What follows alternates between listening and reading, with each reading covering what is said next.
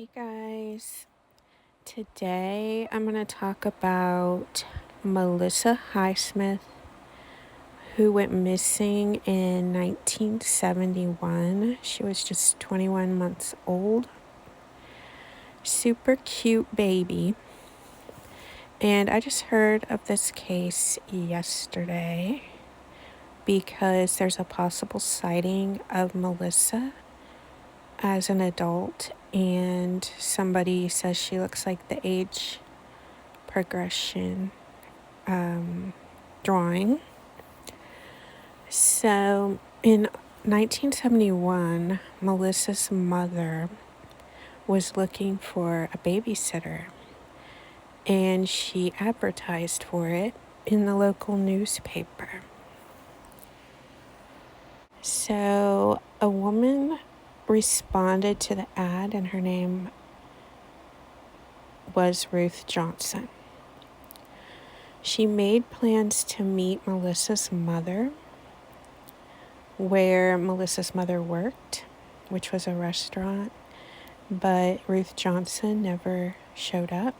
So she called Melissa's mother later and said that she was sorry she didn't show up. She was in a car accident, but she really wanted the job of babysitting Melissa. And she had a really big house and a nice backyard, and she cared for other children as well. So Melissa's mother must have been very naive or super desperate because she hired the woman just by talking to her on the phone. So that's pretty scary, but there's more than one story like this from the 70s and the 60s where people just hire babysitters like this or let their kids be babysat. It's really creepy.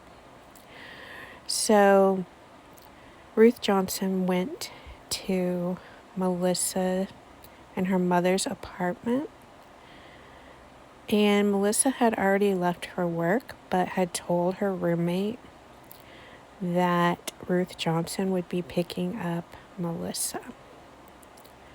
So this is in South Fort Worth, Texas. So the roommate said when Ruth Johnson showed up at the door, she was well dressed and had long white gloves, had a scarf around her neck, and it was a hot Texas summer day, so she was kind of suspicious that Ruth Johnson was so overly dressed with a lot of clothes. So Johnson took Melissa. She had a pink dress on and some white sandals and some diapers. And Melissa was never seen again. And Ruth Johnson was never seen again. So the roommate was able to give a sketch of the babysitter, and it's frankly pretty terrifying. It looks to me like a man dressed like a woman.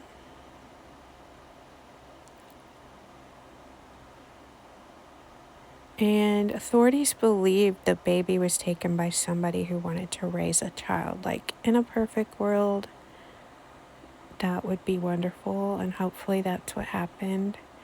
But I feel that Ruth Johnson was a man dressed like a woman, and we all know what men want to do with children.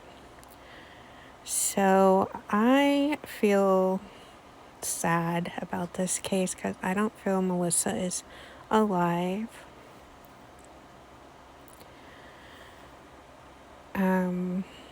Now her brother is still pursuing the case. He was born years later, and he's going to follow up on this lead on whether Melissa is actually been found or not. So the police investigated both her parents because they were divorced. And they ended up, that's interesting because they were divorced, but this case brought them to get back together. They ended up having 3 more children, but they separated again.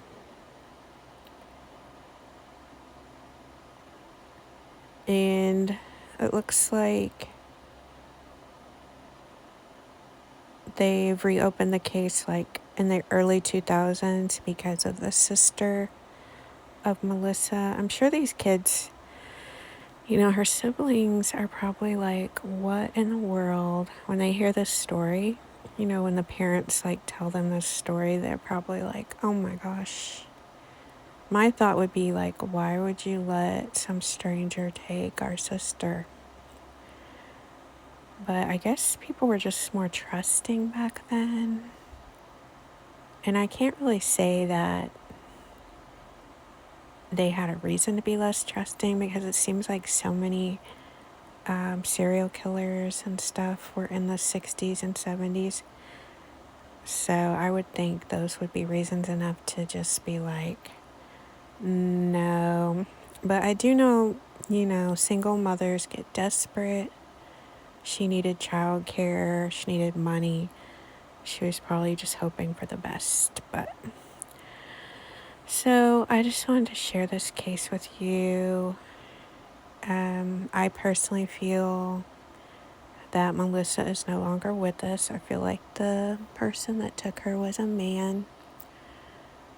And, hopefully he